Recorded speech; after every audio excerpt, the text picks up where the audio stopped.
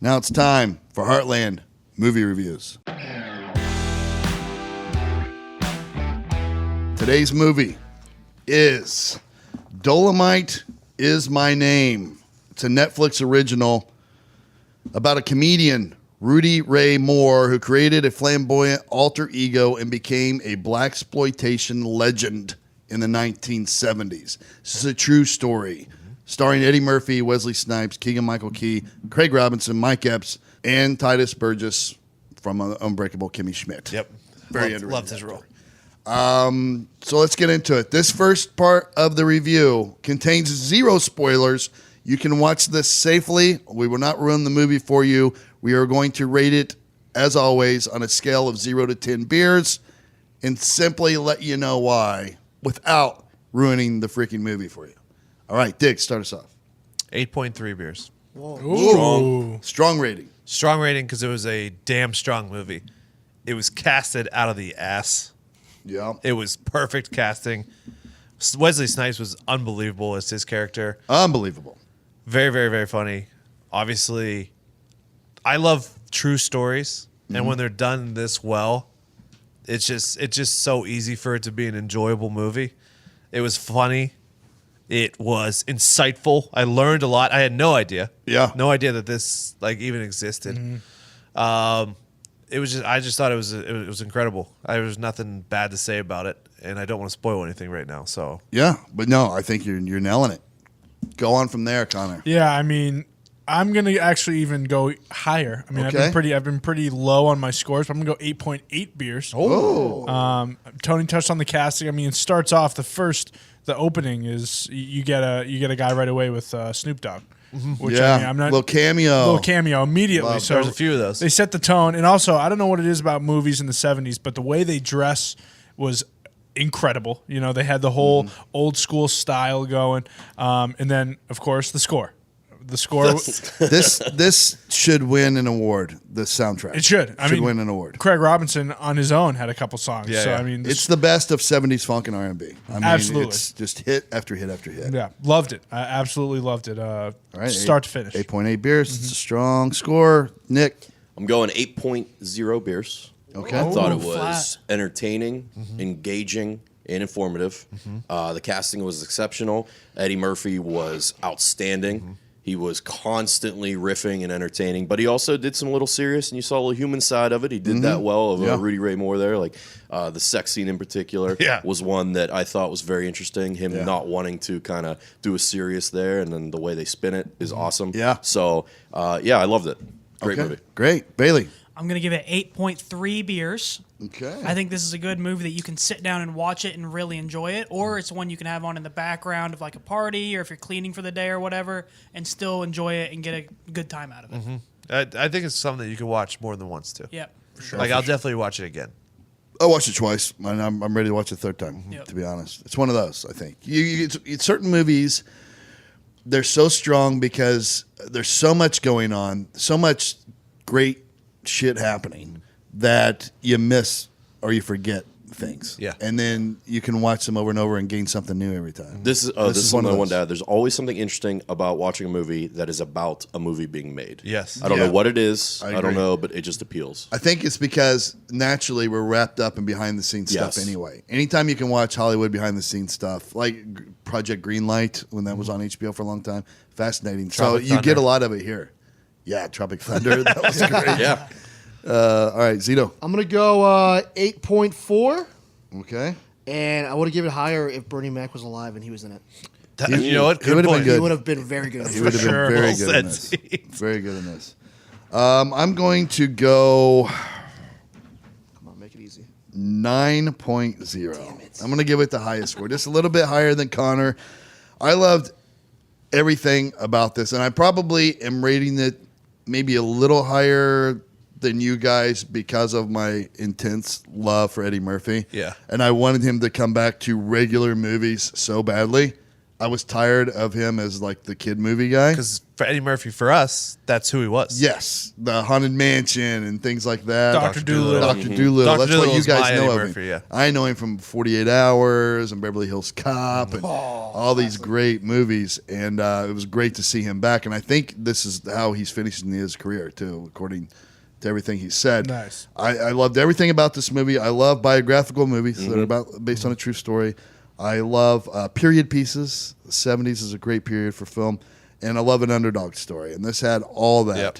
And it's so fast. I'm so fascinated by this black exploitation era of film because it piggybacked off of the whole Black Power movement, right? That was like in the 60s and early 70s, where it was finally like, this was the first time these black exploitation films were the first time that black people were the lead characters in a film. They weren't the sidekick or the villain like they were always casted before.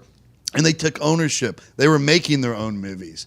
And I didn't know a lot about it. I learned a lot from watching this, like Diggs said, which was interesting to me. And I got to do so in like a funny manner. And the casting was so good because every single person they cast in this movie, you could tell they're big stars now in the present, but probably would have been even bigger stars if they were in the business in the 70s. Yeah. Like they fit that era so perfectly. From top to bottom. Like Eddie Murphy would have been crazy big in the 70s, just because of the way he is. And I loved a little bit about, there's this thing I always heard about in stand-up comedy called the Chitlin Circuit. And it was like all black venues that started in the South, but it spread to the upper Midwest and the East Coast, where the all black venues where incredible black artists were performing in front of all black That's what they did audiences here. because they couldn't get in the white mainstream venues. And you got to see kind of the tail end of that with Rudy Ray Moore hitting those clubs. So that was a cool thing to learn about.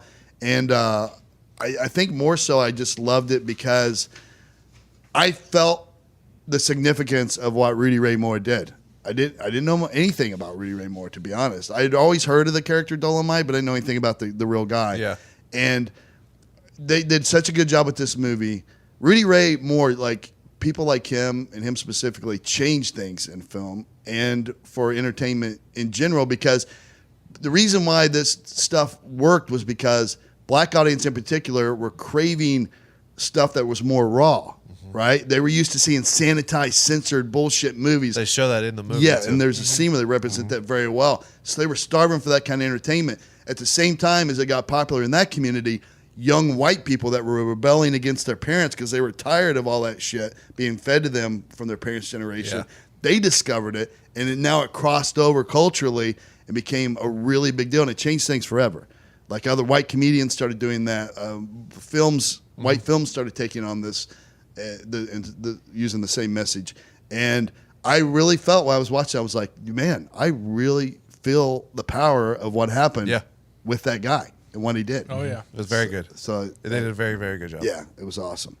All right, so let's dig a little deeper. We're going to give the score first. You got a calculator ready? Yep. Okay. Diggs gave it 8.3 beers. Connor gave it 8.8 beers. Nick gave it 8.0 beers. Bailey, 8.3 beers. Zito, 8.4 beers. Me, 9.0 beers. 8.5. That's my guess. Zito's guess is 8.5. 8.46. Oh, you're getting really no. good. Jeez. Doing math again. I would round that up. Yeah, you round that up, right? I think we Oh, round. did you over round me mine. down? No, We round up. we round up. So this is going to be a solid 8.5 beers for Dolomite Is My Name. It's a Netflix original. You get to watch it for free if you have Yeah, a it's Netflix awesome. account. We recommend you do so immediately. It is awesome. You'll want to watch it more than once. 8.5 beers, our highest score for a film yet. And it really deserves it. Let's give it up. Freddie Murphy, the entire cast, the people of Netflix, and Rudy Ray Moore. He's a Yes. legend. Legend. Part 2 of Heartland Movie Reviews on Dolomite Is My Name. We're taking a deep dive. Spoiler alert. We're going to spoil the hell out of Dolomite Is My Name right now. This is full of spoilers. If you don't want the movie spoiled, turn this off immediately. Diggs, let's dive deep. Open forum. Just anybody fire away. Fire. Just the story of someone who was not good at comedy and then going and paying homeless dudes for their stories and then turning it into what it turned into is just an absurd thing. Yeah. Absurd and beautiful. Because you know what it was? He didn't create those stories, right? The stories jokes, about Dolomite, this make-believe thing, just, black culture, street people were telling these stories back and forth. But there's certain people that just have an ear for, whoa, there's something to this. Mm-hmm. That could be something much bigger than it is. And the fact that he did and pursued it as hard as he did, incredible story. Yeah, so cool. And especially because they start off by having him suck. You know, Yes. You get that first kind of experience with. And the club owner does not like him. And yeah, doesn't like him. Nobody really believes in him or anything. And then flip of a switch, you get Dolomite, and all of a sudden he's this massive character. It's unbelievable. Yeah. I love that story because he tried so hard. He just wasn't naturally just good at it. But then when he takes on this character, he's really good at playing this character. Overnight. Yeah. Things change. And like the fact that it had levels to it, like he was successful as a comedian or whatever he was. More, I don't know. Yeah, he was a comedian, I guess. Yeah. So he's successful on the road. He's making money. He can help all his friends out and all that stuff. And he has that. And then he's not like that doesn't satisfy him. Mm-hmm. That's more reminds me of Pat. It does a lot. There are a lot of Pat will love this movie. Inferences, I guess you could make between the two stories of how you just constantly be told, no, you can't do this. No, you can't sell your comedy album. It's dirty. It's never going to play a mainstream. Oh, I'll just do it myself then. Oh, you can't make a movie. You don't have any money. You don't know how to make a movie. Ah, fuck it. I'll just do it myself then. Yeah. And then it works out for him. And unknowingly, he just so happens to basically inspire and create an entire genre of music with hip hop and rap, like through his comedy albums. Yeah. And I didn't know that. And I've listened to rap my whole life, and I've always heard references to Dolomite. And I knew it was like this character in the 70s. But to hear the whole story and how he did it was incredibly inspiring and awesome. I mean, I could go on and on. I expected about this the story, homeless dude to show up another time during the movie and be like, "These are my stories." Yeah. That did never too. happened. I thought maybe he shows up and he gives the homeless guy a check Some or money, something yeah. from royalties. I also thought Wesley Snipes was going to show up at the end for the premiere because when he left the movie and said, "I'll see you all at the premiere," and was like, "Oh, maybe there won't be a fucking premiere." I know. His character was he played that so well. Wesley Snipes is good, man. Also, T.I. was in it. T.I. Yeah, great cameo by T.I. Chris Rock. Bob Chris Odenkirk. Oh yeah. Yeah, I mean, I'm thinking of a lot of names. Bob Odenkirk didn't particularly. Odenkirk's the man. No, is that Saul? Yeah. Yeah, That's Better Call Saul. he's the Yeah. man. And he fit perfectly Yeah, he was in that perfect. time frame. Yeah, I just didn't know his name. That's why I was Me confused. neither. Then I went through the whole movie and I was like, "Yep, that one was great." The only Yeah. white guy. Chris Rock really. Seeing him, He in was there late too. Really cool. Yeah, he was much later. The sex scene was The hilarious. sex scene was the funniest thing to me in the way that they just spun it in terms of, oh, yeah, he does want to do this serious, but he'll change it without the writer or director knowing. They just brought out all these surprises, had the room shaking, and the explosions. Pretty Right. good, pretty Roof good. collapse. Turned Pretty out to good be incredible. Great boobs. Dolemite. I don't want to take away from this movie as it is, because I'm giving way more credit to the original story of Rudy Ray Moore, but I think that does give credit to this movie because they told it so well. Yeah. And that's their job, 'Cause right? You could fuck up like you could fuck up really good stories like they did. Yes. Oh my god, with Gotti. Like Gotti's a great story. Yeah. They Yeah. fucked up the movie. Well, they did a great job of explaining why black exploitation films worked.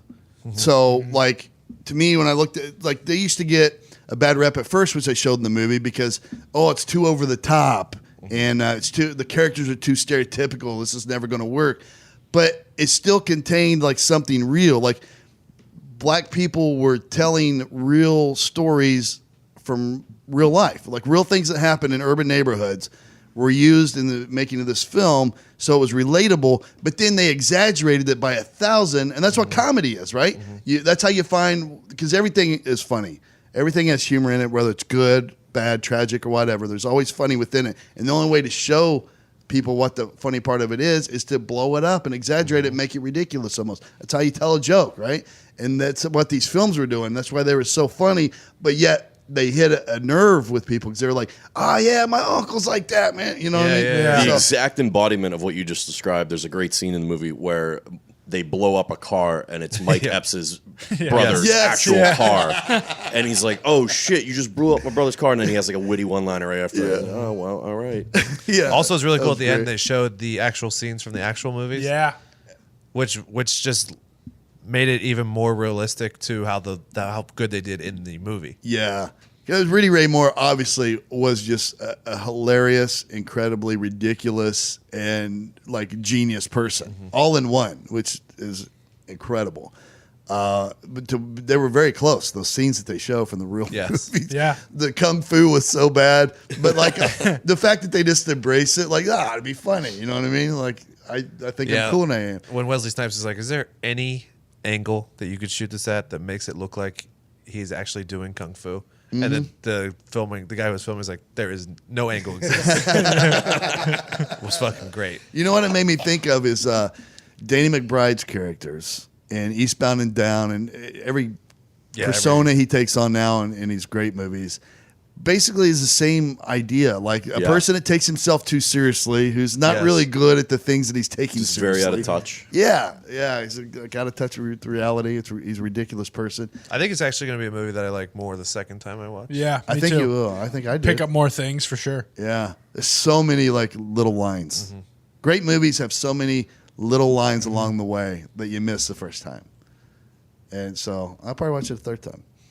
Anything else we need to add, or we're leaving out? I mean, obviously we love the hell out of this movie.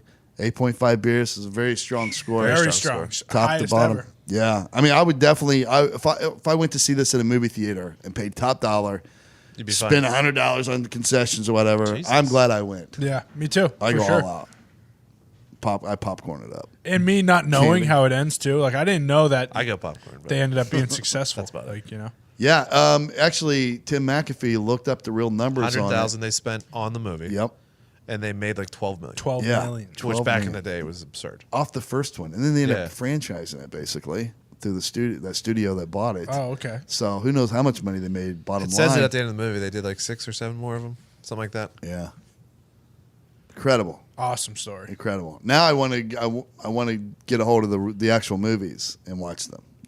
See, I don't. You know, you're gonna ruin it. It's just there's something about it. I just can't do it. It's like Foxy Brown was a blaxploitation character that had a series of films, and then that was basically kind of used as the premise for Jackie Brown. That's it. Jackie Brown is the movie. Yeah, and it's kind of loosely based off the Foxy Brown films and all that stuff, and it had some of that charm built into it. So they live on forever. I'll probably watch a couple of them. But you're right. This may have been their making of that movie might be just so much better than. Yeah. Well, just modern day. It's hard to put yourself back in that feel this way people did back then when Correct. they watched it when it first came out. So anyway, go watch this movie.